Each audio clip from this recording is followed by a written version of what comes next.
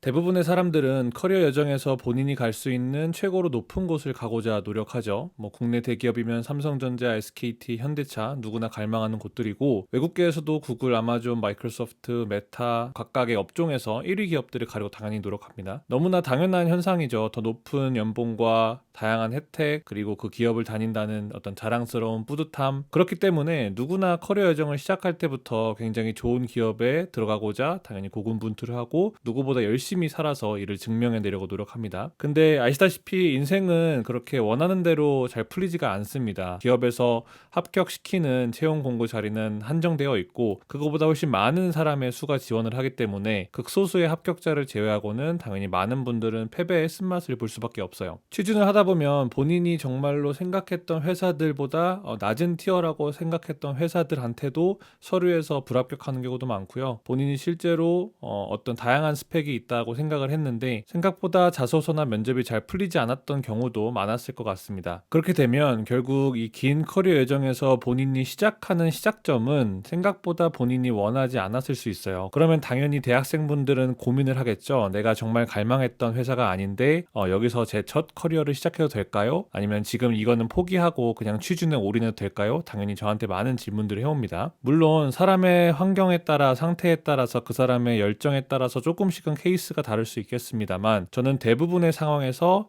지금 합격한 회사가 정말 너무나도 다니기 싫고 하루하루가 고통스러운 정도가 아니라면 웬만하면 참고 우선 시작을 하라고 합니다. 저는 기본적으로 일이라는 관점에 대해서 회사 밖에서 배우는 것, 그러니까 대학생이나 취준생의 입장에서 배우는 것과 회사 안에서 회사 생활을 하면서 배우는 것은 정말 큰 차이가 있다고 생각합니다. 실제로 취준생 입장에서, 대학생 입장에서 회사 안에서 어떻게 일이 이루어지고 이런 것들이 이런 프로세스를 이뤄서 프로젝트가 해결이 되는구나 라는 건 추측을 할 수밖에 없고 간접적으로 들을 수밖에 없습니다. 그렇기 때문에 시간도 많이 걸리고 본인이 실제로 해보지 않는 이상 이 경험에 대해서 본인을 굉장히 향상시키기가 어려울 수밖에 없죠. 근데 회사 안에 있으면 회사 생활을 이미 오래 했던 선배들한테 일을 배우고 차근차근 일의 프로세스를 배우고 일의 하나가 이루어지기까지 다양한 협업자들과 어떻게 일을 마무리해야 되는지도 배웁니다. 그러니까 회사라는 조직 밖에서 배웠던 경험과는 아예 양과 질 차이가 날 수밖에 없습니다. 첫 커리어의 시작을 본인이 원했던 곳이 아니라고 해서 무조건 떠나라고 말씀을 드리는 게 아니라, 만약에 본인이 떠나야겠다고 생각을 했고 굳은 의지가 있고 무조건적으로 이직을 한다라고 생각을 했다면 그래도 첫 번째 커리어를 우선 합격한 기업에서 시작을 하시고요. 그 기업에서 일의 기본적인 과정, 커뮤니케이션 과정, 어떤 프로젝트가 이루어지는 과정을 최대한 직접적으로 많이 경험해 보세요. 본인이 대학생이나 취준생이나 경력 휴식을 할 때보다 거기서부터 얻는 실전적인 감각이 워낙 중요하고요. 그 다음에 면접을 볼 때 그 실전적인 감각이 본인의 가치를 전달하는데 훨씬 더 도움이 많이 될 겁니다.